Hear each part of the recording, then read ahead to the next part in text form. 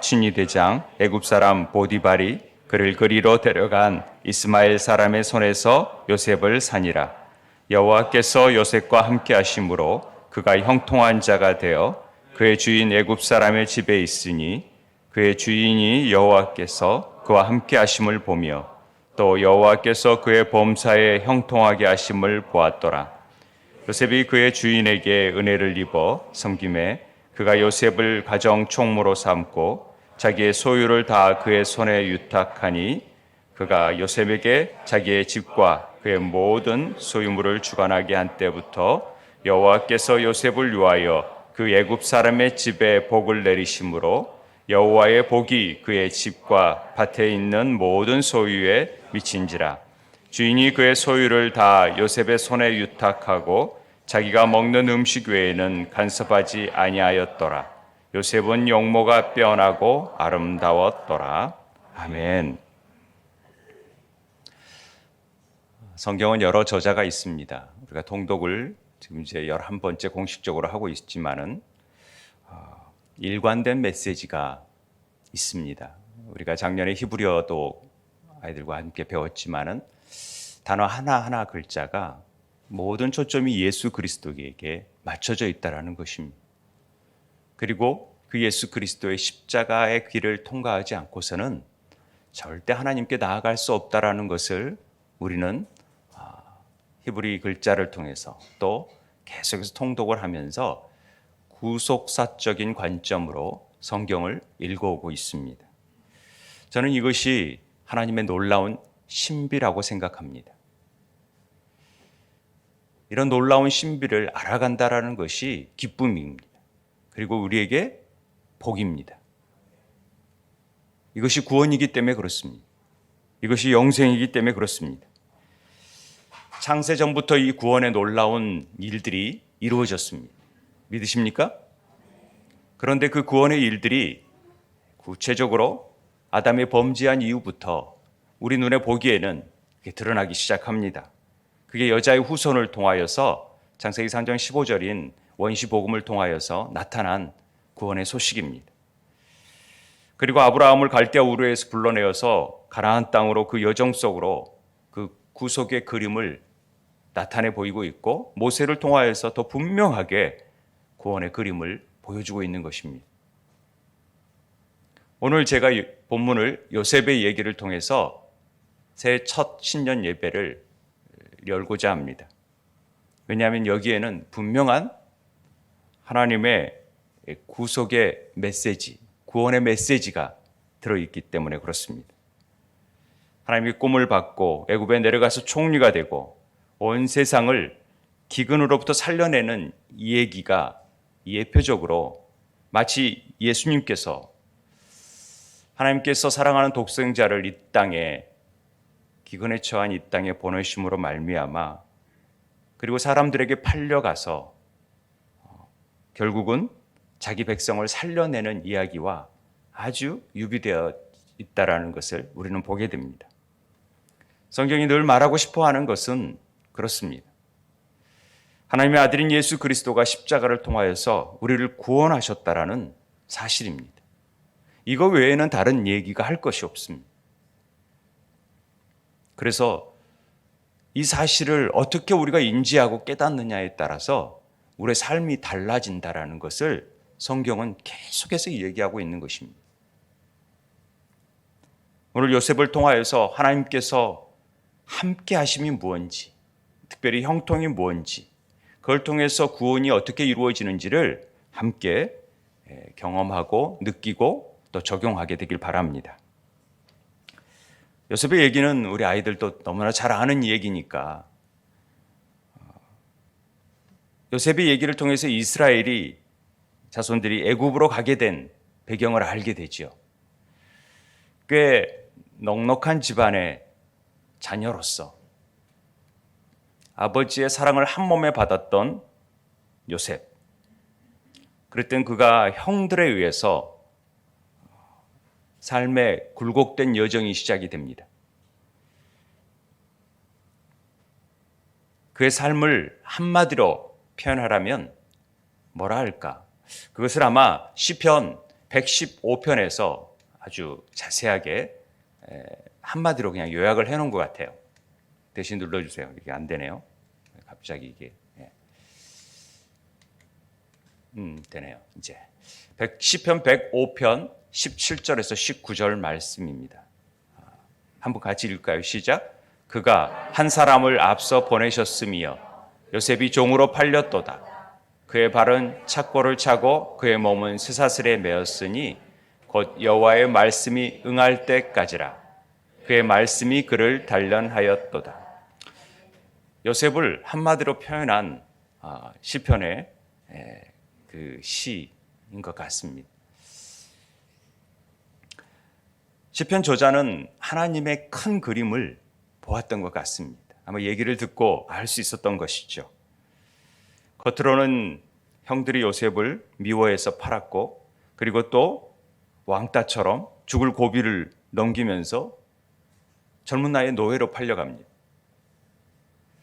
요셉으로 보면은 커다란 상처요, 아픔일 수 있습니다. 지워지지 않는 상처일 수 있습니다.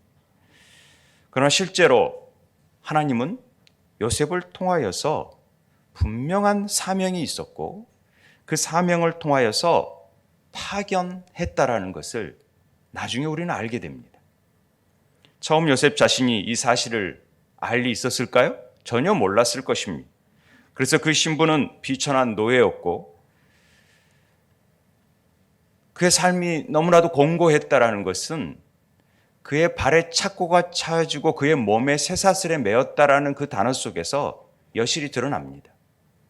그 영혼이 착고에 매였다. 그 몸이 영혼으로 나오니까 언어에는 영혼이 쇠사슬에 매었다라는 것은 그가 얼마나 극심한 고통과 아픔 속에서 지냈는지를, 사실 요셉이 룰루랄라처럼 고통 속에서 지낸 것처럼 보이지만 너무 극심한 고통 속에서 있었고 사실 원망도 하지 않았겠습니까? 저는 그렇게 생각을 합니다.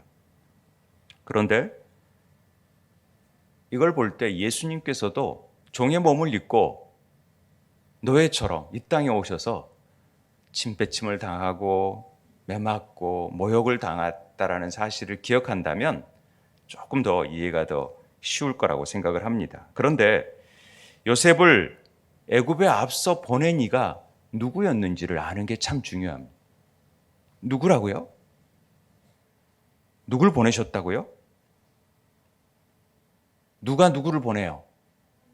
하나님이 요셉을 보냈다라는 거죠. 하나님이 보내신 거예요. 하나님이. 그래서 39장 1절에는 요셉이 이끌려 애굽에 내려가게 된 겁니다. 하나님께서. 신분이 비록 노예지만은 아마 굉장히 잘생겼던 것 같아요. 6절에 보니까 요셉은 용모가 빼어나고 아름다웠더라. 그 용모 자체가 영적인 의미에서 아름다움도 있지만 외모적으로도 굉장히 뛰어났던 것 같습니다. 잘생겼죠. 부잣집 아들이었죠. 아버지의 사랑을 독차지했었죠.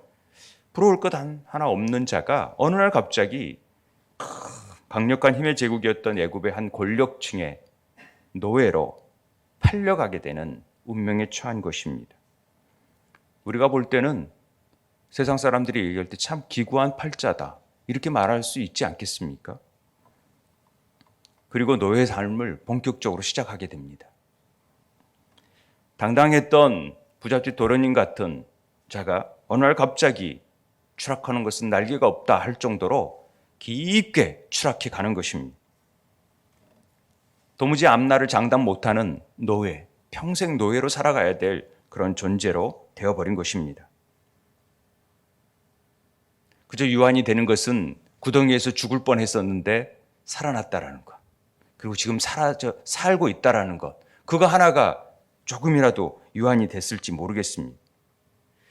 그러나 이런 요셉의 처지를 놓고 우리는 몇백 년 후에 이스라엘의 처지와 참 유사하구나라는 것을 우리가 예측해 볼 수도 있는 것이죠.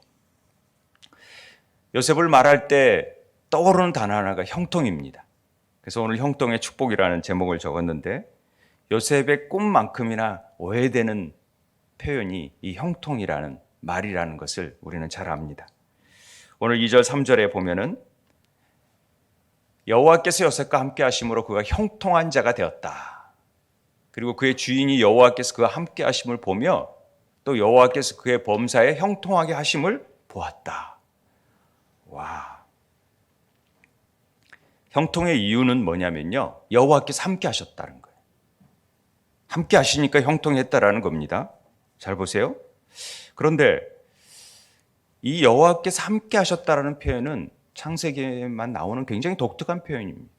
우리는 임마누엘이라는 글자를 알고 있습니다만은 창세기 여기에서 여호와께서 그와 함께 하셨다라는 표현이 나오는 거예요. 자, 보겠습니다. 여호와께서 함께 하셔서 형통했는데 노예예요. 주인이 볼 때 주인이 형통해요? 노예가 형통해요? 주인이 형통한 걸로 우리는 알고 있잖아요. 그런데 주인이 볼 때 여호와께서 함께 하시니까 그거 여호와를 어떻게 알았는지 모르겠지만 함께 하시니까 범사에 형통하게 하심을 보았다라는 거죠. 노예가 잘 되어봤자 뭐가 되겠습니까? 노예죠. 제 말이 이해가 안 되십니까? 여호와께 함께 하시는 게 어떻게 형통인가? 잘 보자고요. 그러면 하나님께서 요셉이 형제들에게 미움을 받을 때 하나님을 함께 하셨을까요? 안 하셨을까요? 당연히 함께 하셨을 거라고 생각을 하게 되지요. 그때는 왜 못 느꼈을까요? 하나님이 함께 하셨다고 느꼈을까요? 요셉이? 저는 그렇게 느끼지 않았을 거라고 생각을 합니다. 내가 이게 무슨 일이야? 라고 생각하겠죠. 하나님 안 계시나? 라고 생각했을지 모르겠습니다. 부잣집으로 살 때 하나님이 함께 하셨다는 것을 느끼는 것은 당연합니다. 아버지로부터 야곱으로부터 얘기를 많이 들었으니까. 그런데 이렇게 가족들한테 외면당하고 노예로 팔려가면서도 하나님이 함께 하셨다는 것을 느낀다는 것은 쉽지 않습니다.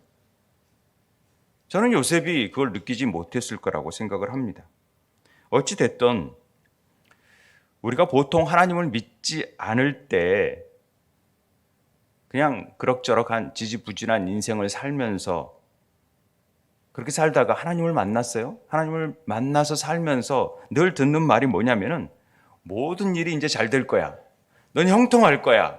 넌 앞으로 이제 전도양양한 미래가 펼쳐질 거야.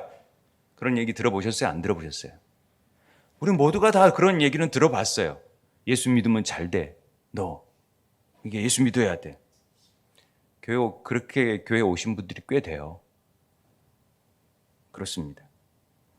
성공의 열쇠가 인간의 노력도 아니고 운도 아니기에 하나님만 함께 해주신다면 우리 인생이 잘 풀릴 거라는 얘기를 많이 듣습니다. 사실이고요. 그런데 오늘 요셉을 통하여서 던질 수 있는 질문 하나가 있습니다. 하나님이 함께 하시지 않으니까 요셉 인생이 힘들었다가 하나님이 함께 하시니까 드디어 풀리기 시작했구나. 이렇게 이해하는 분은 없을 거라고 생각합니다. 요셉이 팔리게 된 것은 하나님이 함께 하시지 않았기 때문에 팔리게 된 것이 아니라 요셉의 전체 인생 가운데는 언제나 하나님이 함께 하셨다라는 사실을 인지하는 것이 굉장히 중요한 부분입니다. 우리의 삶도 마찬가지입니다.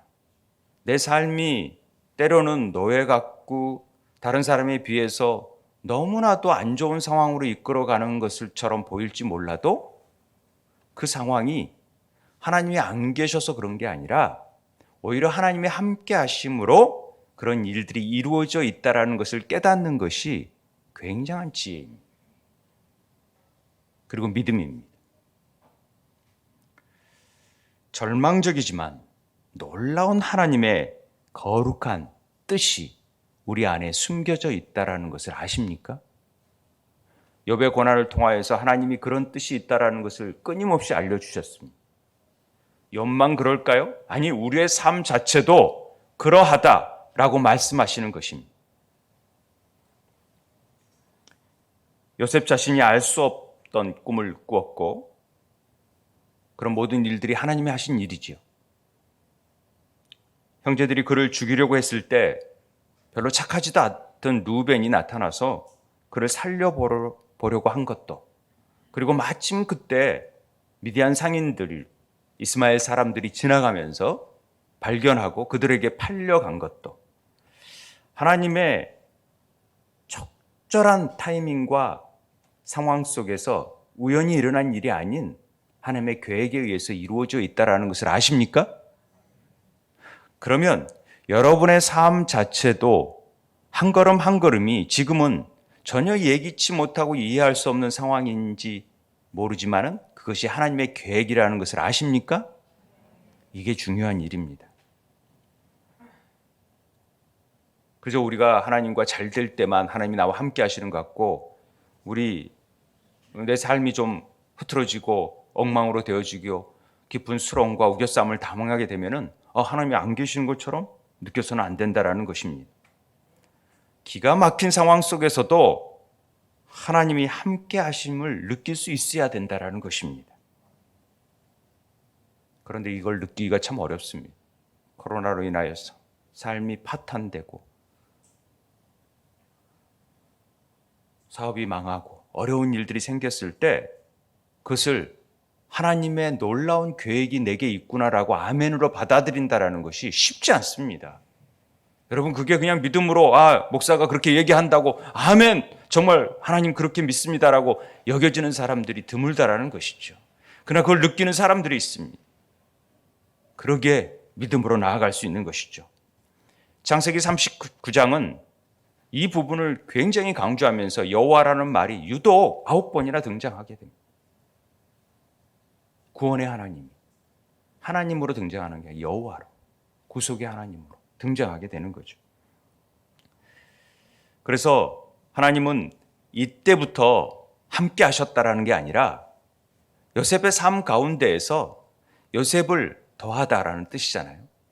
더하게 하시는 하나님의 놀라운 섭리 안에서 요셉이 사명자로 부르심을 받게 되었다라는 것을 깨닫는 것이 중요합니다. 이래야 요셉의 형통을 이해할 수 있는 키가 됩니다. 우리의 죄성은 늘 평안하고 일이 잘 풀릴 때 하나님이 함께 하신다라고 느끼는 거죠. 그러나 고난 중에는 하나님의 함께 하심이 없다. 이건 틀린 말입니다. 그리고 잘 될 때 하나님이 함께 하신다. 이게 형통이다. 이렇게 말하는 것은 전혀 잘못된 근거라는 것입니다. 우리 믿는 자라면. 창세기 39장 2절 3절에서 분명하게 요셉이 여호와께서 요셉과 함께 하시는 것이 형통이다. 이건 노예로 있을 때라는 것이죠. 우리는 요셉이 나중에 총리가 되니까 그 형통이라는 말을 쓸 수 있겠구나라고 긍정적 의미로 볼 수 있을지 모르겠지만은 우리가 시기심 속에서 요셉이 애굽에 팔려왔고 원치 않은 일로 인하여서 그가 노예 생활을 한다 할지라도 그가 노예 생활 가운데 조금 월급이 올라가고 다른 노예들은 밖에서 일하는데 안에서 일하고 주인한테 인정받는 것이 형통이라고 생각한다면 너무나 궁색한 일이 된다라는 것이죠. 돈이 조금 있다고 우리가 형통해지고 조금 사업이 잘 된다고 형통이라는 말을 쓴다라는 것은 얼마나 하나님의 그 형통의 의미들을 축소시키고 잘못하게 만드는지 모른다라는 것입니다. 여호와께서 함께 하심으로 요셉이 형통했다라는 말이 요셉의 생애 가운데 한 번 더 나옵니다. 어디일까요? 총리가 되었을 때 이랬으면은 우리가 형통의 의미를 더 쉽게 우리가 알고 있는 거라 빨리 이해할 수 있는데 전혀 그렇지 않습니다. 그가 형통하겠다는 표현을 쓰는 게 가장 총리가 되었을 때 적절하게 보이지만 그래서 그 고생도 이해가 되고 그래서 총리가 되었기 때문에 형통이라는 말을 쓰는구나라고 하지만 그때 사용하지 않습니다. 성경은 그가 권력을 쥐게 되었을 때를 상세하게 표현하지만 한 번도 요셉이 성공했다, 형통했다, 번영했다라는 말을 전혀 쓰지를 않았다라는 것입니다. 언제 형통했다는 글을 쓰냐면은 39장 23절에 한 번 더 나옵니다. 간수장은 그의 손에 맡긴 것을 무엇든지 살펴보지 아니하였으므로 이는 여호와께서 요셉과 함께 하심이라. 여호와께서 그를 범사에 형통하게 하셨더라라는 대목이 나옵니다. 잘 보세요. 요셉이 보디발의 아내 때문에 억울한 누명을 쓰고 지금 감옥에 들어가잖아요. 그런데 감옥에 갇혔을 때 그의 형통이 뭐냐면 간수장한테 인정받는 거예요. 그게 형통이래요. 여호와께 함께 하시는 거래요. 감옥 가는 게 여호와께서 함께 하시는 거고 간수장한테 인정받는 거 하나가 형통이라는 거죠. 간수장과 인맥을 잘 쌓아서 형통한 것입니까? 간수장 눈에 들어서 조금 더 지금 밖에 나가서 일해야 되는데 안에서 책 정리하는 것이 형통입니까? 그런 게 형통이라면 세상 사람들이 얼마나 우리를 비웃겠습니까? 언제부터인지 우리 교회가 세상에서 넉넉하고 또 쉽게 살고 편하게 사는 것을 형통이라고 부르기 시작했습니다. 그리고 하나님과 동행하기 위한 이 형통을 이루기 위한 수단으로 하나님의 동행을 생각하기 시작했습니다. 교회가 형통을 물질적 복이나 평안하고 안락한 삶으로 이야기하기 시작했다라는 것입니다. 존 리라는 제가 영상을 본 적이 있어요. 그가 하나님을 잘 믿어서 하나님께서 물질을 잘 쓰게 하셔서 굉장히 주식 투자하고 막 그런 일들을 해요. 유대인들이 상권을 다 잡고 있으니까 유대인들처럼 살아야 되니까 우리도 지지리 궁생으로 살지 말고 십자가 그런 거 생각하지 말고 번영, 성공 이런 거 얘기하자라는 게 번영신학입니다.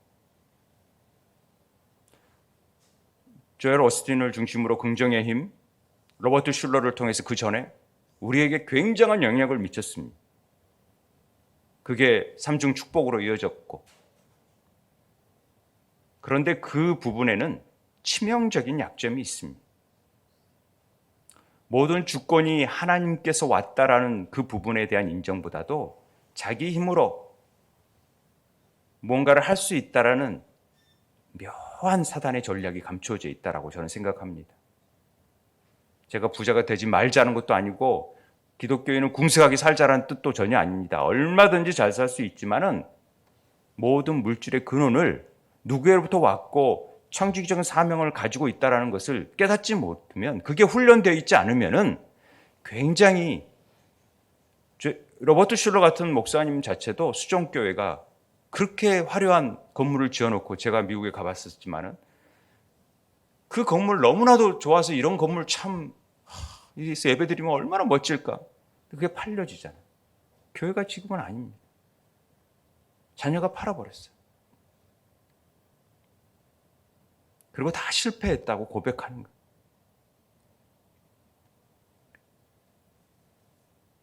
그 부분을 십자가를 경험하지 않고 부활을 얘기할 수가 없는 거예요. 절대적으로. 그래서 십자가를 경험한 사람만이 부를 다스릴 줄 알아요.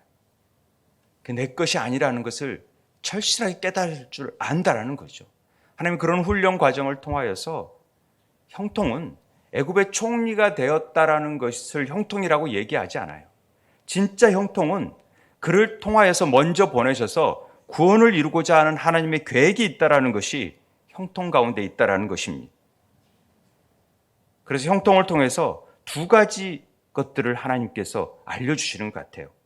제가 이 형통이라는 글자를 히브리 글자로 제가 보니까 찰라흐예요. 찰라흐.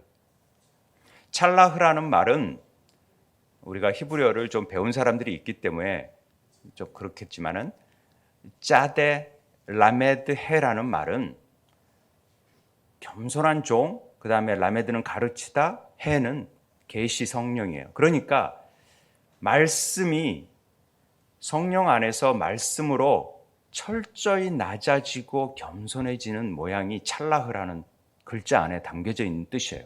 그러니까 하나님의 형통은 뭐냐? 하나님의 뜻에 맞게 우리의 삶이 일치되는 삶을 형통이라고 성경은 얘기하지 그게 아닌 것을 형통이라고 부유하고 이런 걸 형통이라고 얘기한 적이 없다라는 것이죠. 하나님의 법, 말씀 안으로 들어가서 그 말씀이 우리의 삶 전체를 지배하고 통치하고 있는 상황을 형통이라고 하는 것입니다.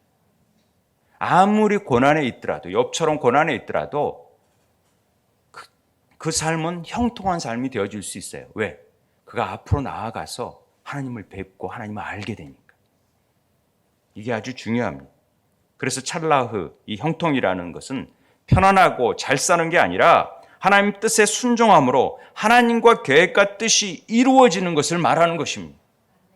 내 삶 가운데 하나님의 뜻이 이루어지는 것이 형통인 것이죠.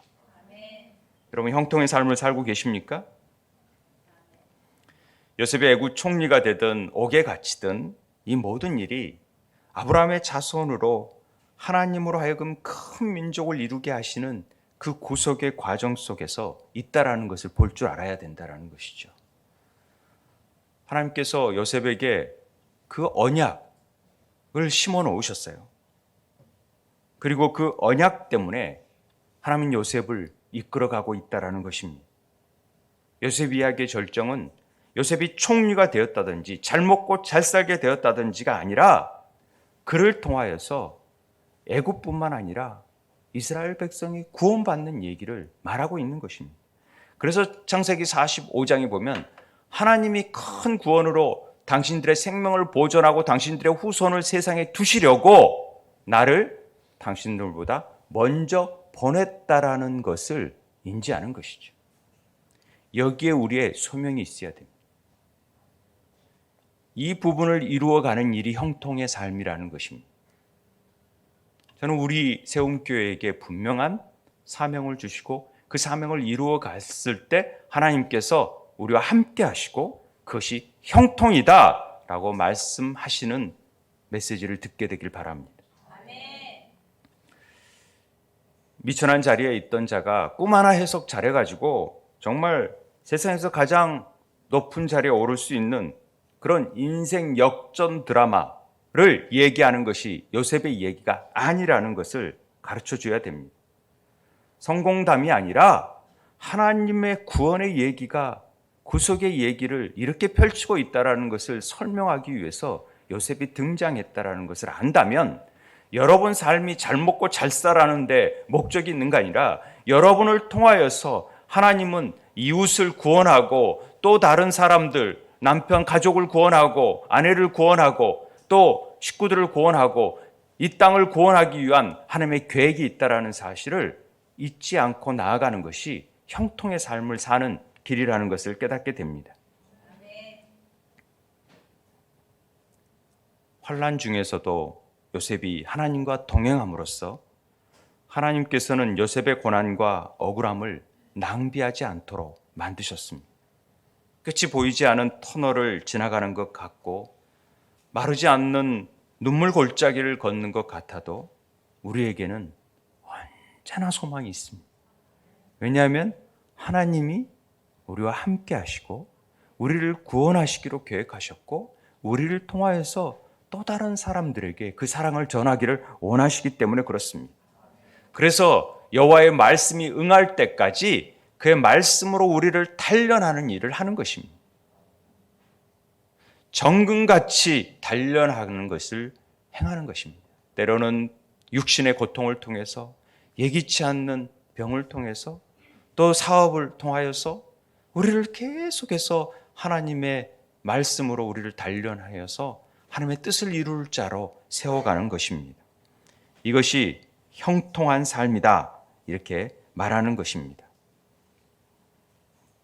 많이 누리는 것을 형통이라고 부르는 것이 아니라 하나님의 뜻을 이루는 것이 형통이다. 이것을 우리를 꼭 알아야 됩니다. 그래서 무엇이 하나님의 뜻인지 우리가 알지 못하고 하나님께서 어떤 뜻을 이루시기는지를 원하지 못한다면 이 형통의 삶을 이루어낼 수가 없습니다. 그래서 모든 것들을 우리의 뜻이 무언가를 하나님께 기도하고 그래서 그 뜻에 맞추어서 우리를 낮추고 자기를 부인하고 늘 하나님 뜻에 맞춰 나아가는 삶이 찰라흐 겸손하게 성령의 말씀 앞에 엎드려서 그 가르침을 받고자 하는 자세, 이게 형통이라는 것이죠.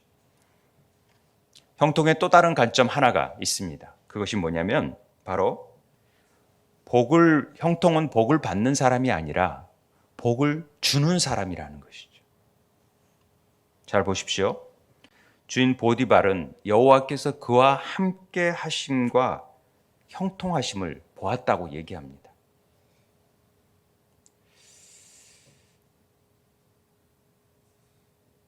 여러분, 보디발이 더 형통해진 겁니까? 요셉이 더 형통해진 겁니까? 잘 보세요. 우리가 생각하는 세상적 관점에서는 보디발이 요셉이 들어옴으로 인해서 복덩이가 굴러 들어온 거죠. 왜냐하면 요셉 때문에 보디발 집이 엄청난 복을 누리게 되는 거거든요. 5절에 보니까 그 애굽 사람의 집에 복을 내리심으로 여호와의 복이 그의 집과 밭에 있는 모든 소유에 미친지라. 우리가 생각할 때는 요셉이 형통했으니까 여호와께서 함께 하시니까 요셉이 복을 받고 노예가 벗어나서 보디발처럼 막 되어져야 되는 게 아니라 막 우선 보디발이 그 가정에 집에 막 너무나 복을 받는 삶이 되어졌다는 것을 알 수 있습니다. 여기 3절에 보면은요, 그와 함께 하심을 보며 그 주인이 보며라는 단어가 우리가 정탐할 때 쓰는 단어였었어요. 그러니까 세밀하게 보는 거예요. 조사하고 막 보니까 쟤 왜 이렇게 잘 돼? 쟤 뭐가 있어? 쟤 왜 그렇지? 저렇게 상황 속에서도 왜 웃고 있지? 쟤 왜 이렇게 즐거워하지? 왜 기뻐하지? 쟤가 뭐야? 쟤가 왜 만지는 것마다 뭐가 이렇게 잘 돼? 라고 보니까 그가 믿는 신 여호와와 함께 하심이 있구나라는 것을 그걸 보았다라는 거예요. 본 게 아쉐, 복이라는 거죠. 그래서 간수장에게도 복이 또 임하는 것을 봅니다. 우리가 아까 뒤에 나왔던 요셉에게 형통한 게 아니라 간수장이 너무 편한 거예요. 요셉이 다 알아서 해주니까. 그리고 다 막 난동피는 죄수들이 있으면 다 알아서 다 정리를 다 해줘요. 그를 껴안아주고 그를 막 정리를 다 해주니까 간수장이 너무 편한 거예요. 그러니까 여호와께서 요셉과 함께 하심으로 여호와께서 그를 범사에 형통하게 했어요. 그를 형통하게 하신 간수장을 형통하게 하세요. 막 간수장의 복이 되는 거예요. 이걸 통해서 우리가 알 수 있는 것은 요셉의 형통은 막 요셉이 감옥에 나오고 감옥이 잘 되고 이런 게 아니라 보니까 간수장이 막 편해지는 것이 형통인 거예요. 요셉의 형통은 나 때문에 남이 잘 되는 거예요. 형통의 개념을 아시겠어요? 우리가 하나님 말씀에 순종하면 나로 인해서 막 남이 잘 돼요. 그러니까 사람들이 나를 환영해. 그러니까 우리가 가는 곳마다, 세운교인이 가는 곳마다 막 다른 사람들이 복을 받은. 저는 애국 사람 보디발도 간수장도 다 하나님께서 요셉과 함께 하셨다라는 것을 보았다라는 것을 눈여겨봐야 됩니다. 그들이 어떻게 알았을까요? 아마 요셉이 그 어려운 가운데도 성실함과 또 순수함을 가지고 행하는 성실히 그 일들을 행하니까 막 뭔가 잘 되는 것을 보면서 신이 함께 하나 보다라고 여겼을지 모르겠습니다.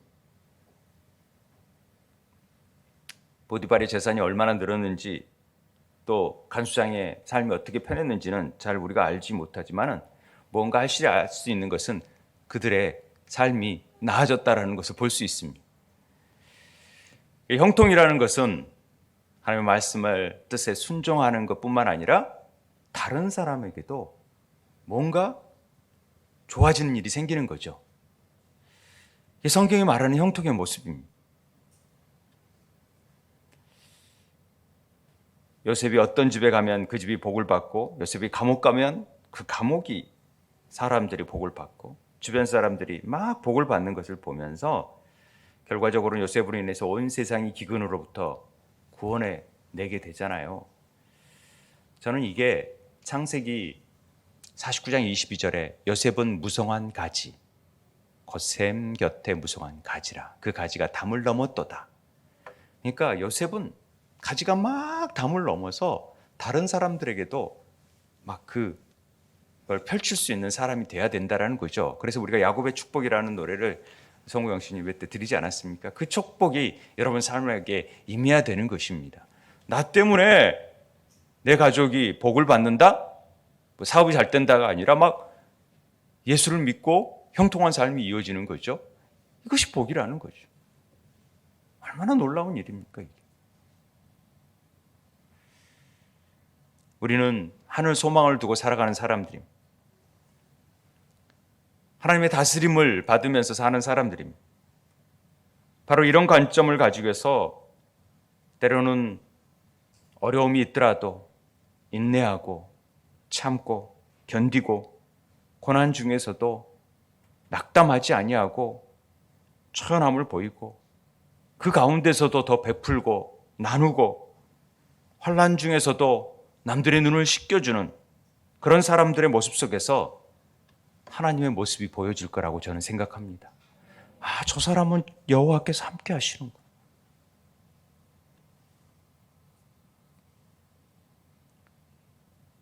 이 각박한 세상 가운데서 이웃이 우리의 경쟁자가 아니라 사랑의 대상으로, 돌보아야 될 대상으로 바라봐야 된다는 것입니다. 그렇게 될 때 간수장과 보디발처럼 많은 사람들이 여호와께서 저와 함께 하시네. 그것이 형통의 삶이다 라고 말하는 것입니다. 저는 우리의 형통의 복이 우리 세움교회를 통해서 우리 기도처럼 또 우리 표어의 말씀처럼 에스겔의 성전에서 흘러나오는 그 성전의 물이 다 지역사회로 가정에서 흘러넘치고 지역사회로 흘러넘쳐서 그 영혼들이 소생케 되고 만국이 치료되는 영광을 누리게 되길 바랍니다. 하나님이 그 도구로 우리 세움교회를 사용하게 되기를 원합니다. 며칠 전에 뉴스를 보니까 어김없이 전주에 있는 노송동에 있는 천사마을이라고 알려져 있죠. 거기에 늘 2000년부터 22년 동안 자기가 모은 돈을 아낌없이 갖다 놓는 선행을 우리가 알지 못해요. 그런 기사가 떴었어요. 그런데 한 번은 작년인가가 늘 갖다 놓는 걸 알고 그 시간에 누군가가 두 사람이 그 돈을 훔쳐가지고 좀 문제가 됐었던 적이 있었잖아요. 그래서 이번에는 잘 숨겨놓고 가져가시라고 연락을 해가지고 이번에도 가져왔는데 7,009만 4,960원이었다라는 거죠. 그러니까 기부한 돈이 총 8억 원이 넘는다고 하는 기사를 들었습니다. 저는 그 사람이 기독교인이었으면 참 좋겠다라는 생각을 해봤습니다.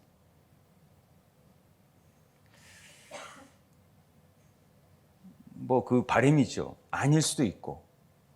그런데 만약에 기독교인이었다면 교회가 조금 비호감이 사라지지 않았을까 하는 생각도 해봅니다. 워낙 요새는 교회를 이렇게 안 좋게 보니까. 그런데 보이지 않게 정말 좋은 일을 많이 하는 것이 교회입니다. 복지단체에서 교회가 행하는 일이 스톱되면은 사실은 굉장히 어려울 복지단체들이 많다라는 것을 아십니까? 저는 세상 사람들이 교회를 보면서 교회가 역시 좀 다르구나. 그럴 때 비로소 교회가 형통의 삶을 산다라고 생각을 합니다. 교회가 막 큰 건물을 짓고 부흥하고 그래서 자기들만 잘 먹고 잘 사는 게 아니라 하나님의 임재 안에서 하나님의 뜻이 무엇인지를 잘 깨닫고 그 뜻을 펼쳐 보이려고 안간힘을 쓰면서 섬기는 모습을 다하는 것, 그것이 우리 교회의 형통인 줄 믿습니다. 우리가 다시 새롭게 리셋하면서 하나님의 그 형통의 복이 임하게 되었으면 좋겠습니다. 세상적으로 잘 되는 것, 나쁜 건 아닙니다. 그러나 그게 목표가 되면 안 되고 우리는 하나님의 뜻이 우리를 통하여서 나타나게 되는 것이 목적이 돼야 됩니다. 그래서 물질도 필요하고요. 또 우리의 건강도 필요하고, 아니 그게 필요치 않을지라도 하나님이 우리를 통하여서 사용하시겠다고 하신다면 그 일을 통하여서 나타나는 일들이 형통의 삶이다.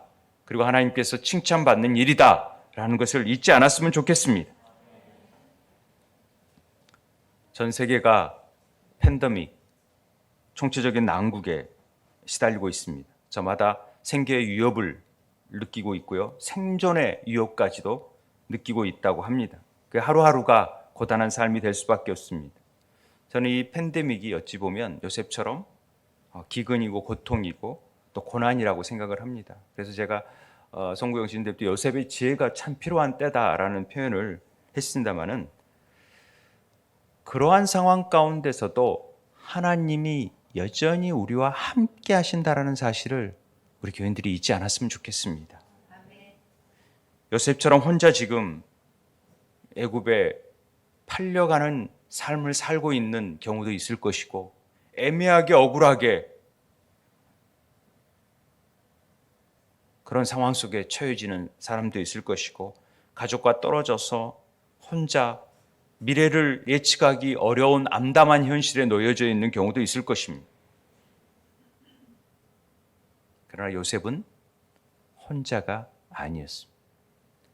그런 매 순간마다 여호와께서 함께 하셨다라는 것을 우리에게 말씀해 주시고 계십니다. 실제적으로 전혀 힘든 역경 상황 속에서도 계속해서 함께 하신다라는 임마누엘의 은혜를 우리에게 부여주고 있다라는 것을 오늘 말씀을 통해서 깨닫게 됩니다. 우리에게 2022년이라는 새로운 날들이 시작되었습니다. 새롭게 리셋, 다시 새롭게 이제 하나하나 새롭게 우리가 그림을 그려나가고 새롭게 세팅을 해야 됩니다. 여러분 한 분 한 분의 삶이 하나님과 함께 하심을 볼 수 있는 표적이 되길 바랍니다. 그런 징조가 되길 바랍니다. 그런 오트가 되길 바랍니다. 그런 십자가의 스티그마 흔적을 갖게 되길 바랍니다.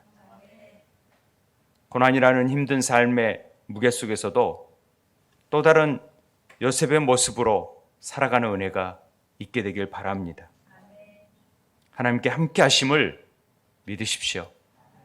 그냥 믿는 게 아니라 정말 여호와께서 우리와 함께 하신다라는 사실을 흔들릴 때마다 내가 공고할 때마다 그렇지 여호와께서 함께 하시지 이 말씀을 붙들고 나아가게 되길 바랍니다. 젖 먹는 아이에게 엄마만 있으면 됩니다.